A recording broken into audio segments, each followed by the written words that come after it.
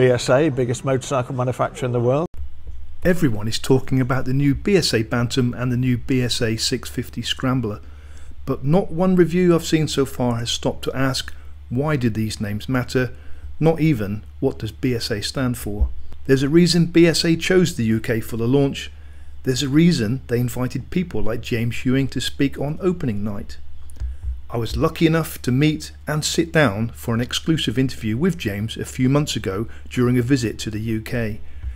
James is the director of the National Motorcycle Museum in Solihull near Birmingham, and it's clear he has a deep passion for BSA and its place in British motorcycling history. It's the whole history of British motorcycle manufacture in the UK, which of course was such an important industry, and so many people local to Birmingham worked in the industry.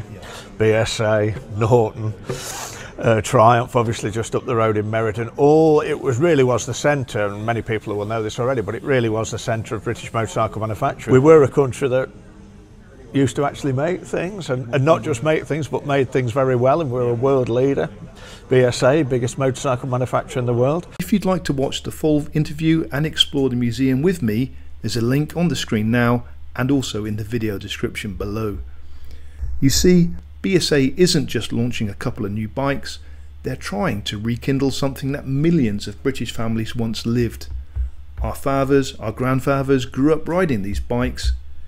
Yes, the new models are built in India, but the story, the emotion, that still belongs to us Brits in my opinion. It's not just about the looks or the specs, it's about heritage.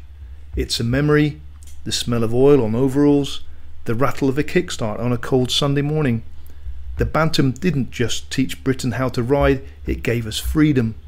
Affordable, tough and made for the people. It gave us as much pride as the Volkswagen Beetle did for Germany.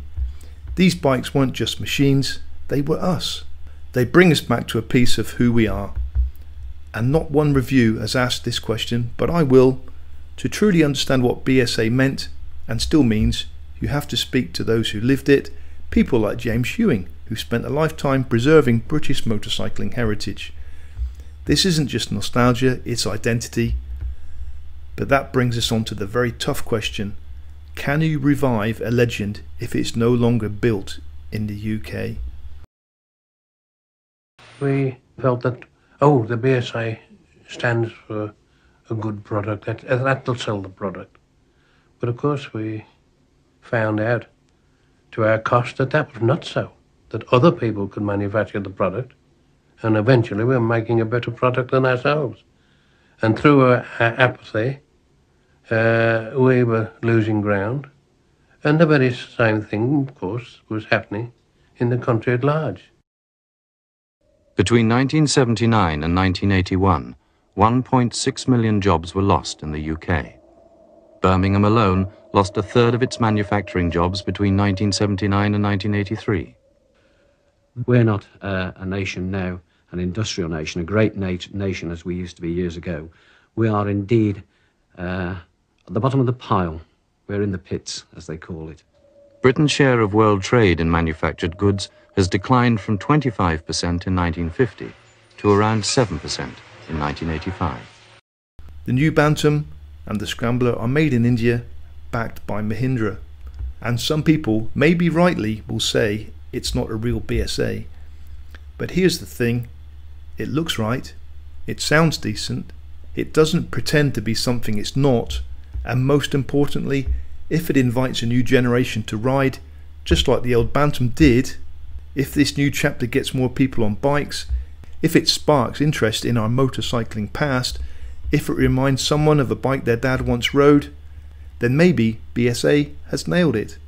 Not by copying the past, but by honouring it. To me, this isn't just another bike launch, it's the start of a new chapter.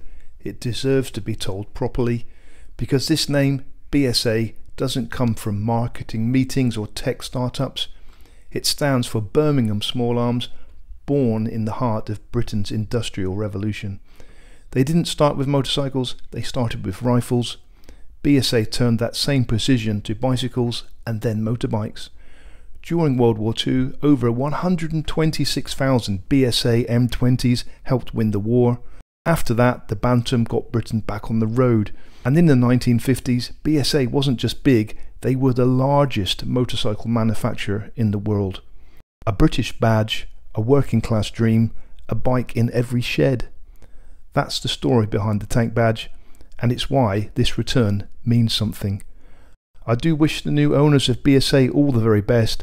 I think it's amazing that this history, our history, is being kept alive.